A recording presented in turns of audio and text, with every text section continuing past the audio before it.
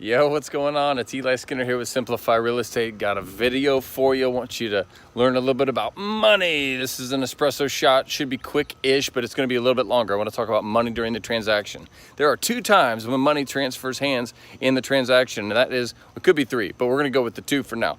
So the money transfers hands, first of all, from buyer to seller in earnest money, okay? That's earnest money. That tells the seller how earnest or how committed the buyer is to finishing this transaction. Okay, that's earnest money. Does there have to be earnest money? No, there does not have to be earnest money. However, in every single deal you're going to do, there's going to be earnest money.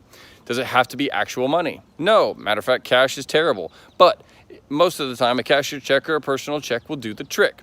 And the other side of it is it could be anything. Since we don't have to have anything technically, if we wanted to give a rose as earnest money, that's fine. As long as the seller says that's good, then it's good, okay? But you're going to stipulate that in the contract. I'd like to give a rose, and I'm going to deliver it to the escrow agent in 2 business days, whatever it is, okay? But so getting to that, so we decided we're going to give $1,000 in earnest money. There's a line in the contract that talks about how quickly the buyer is going to get it to the seller. And by getting it to the seller, we mean getting it to the listing agent.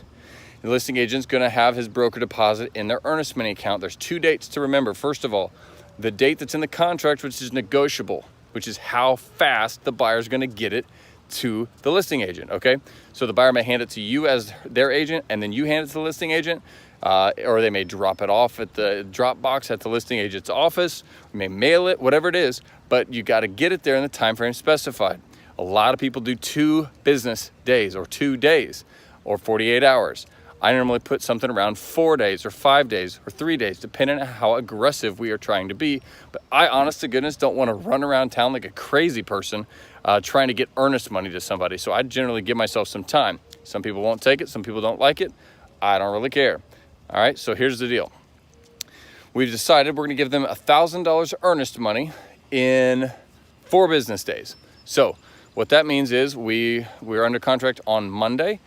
Day 1 is always the day after something happens. So we got Tuesday, Wednesday, Thursday, Friday. So by 11:59 p.m. on Friday, look at that funky looking 4.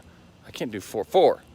11:59 p.m. on Friday, we have to have that earnest money in the listing agent's hand, the listing broker's hand, in the drop box on the side of their office, whatever.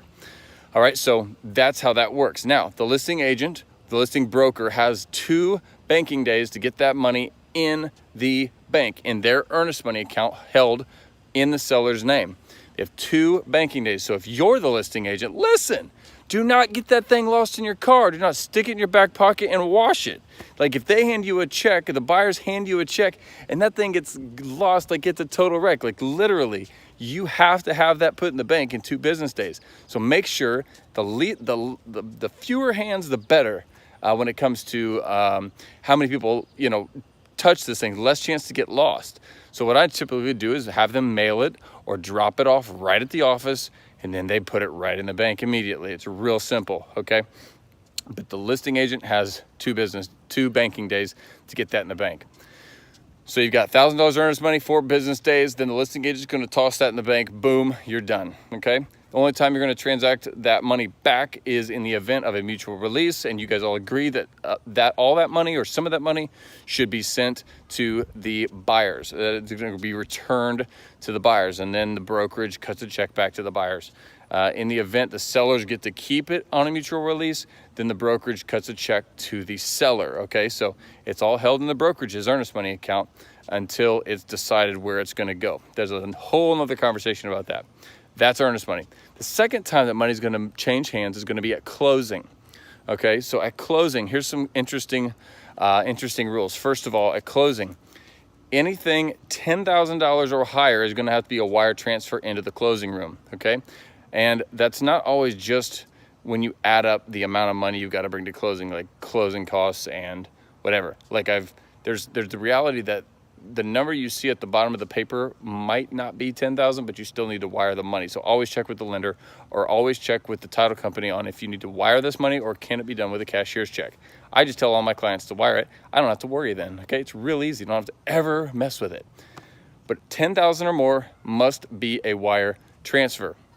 Second thing, under $10,000, can be a cashier's check, other certified funds. There's lots of different ways to get those, but honestly, cashier's check's the way to go. Go to your bank, pay $6, get a cashier's check. The third thing is if it's $500 or under, it can be a personal check, okay?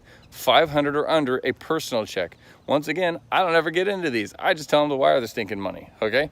There's a chance I'll say certified check if it's under 10 grand, but the reality is even then I just say just wire it. It's a lot easier, okay? It costs them about 25 bucks probably to wire it instead of the $6 for the check, but they're spending $200,000 on a house. Who cares?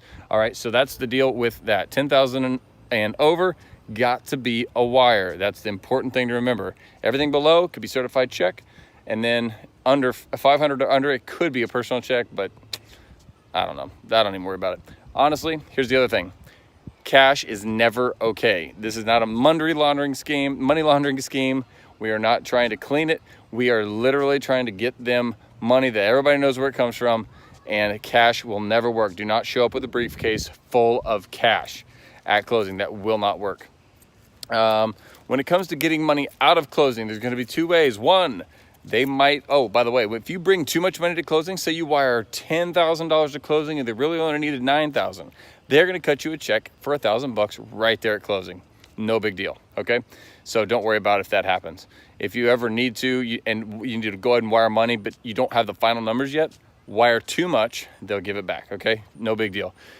The other thing that might happen at closing is you might pay a contractor. So a contractor did a furnace, but he said he wouldn't worry about getting paid until the end of the deal. Great. Make sure you've turned in that receipt. They'll cut a check directly to the contractor. You take it and hand it to the contractor, okay? That might be something that happens. But then when it comes to getting money out of the closing for almost every time, right? For the seller who's got their money coming back after they sold their home. It could be a wire or it could be a check from the title company. If you want a wire, just bring your wiring instructions from your bank. It's real easy. Might be your routing and account number, might not. Double check, but bring it with you to closing. They'll do it right there. Bingo, bango, no big deal.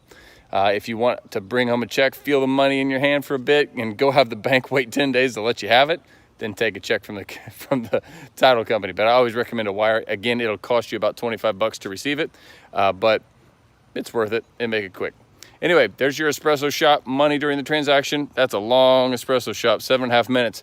Have a great time. See ya.